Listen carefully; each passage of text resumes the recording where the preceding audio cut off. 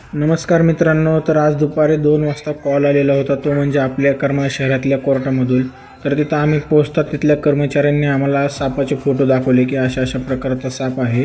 हे सर्पमित्र पप्पू गाडगे मित्रांनो, तुम्ही बघू शकता हा धामण जातीचा साप आहे मित्रांनो। कमीत कमी 7 ते 8 फूट ह्याची लांबी आहे मित्रांनो। तर पप्पू गाडगे हा रेस्क्यू करतात। बघा तुम्ही बघू शकता कशा प्रकारे ते रेस्क्यू करतात।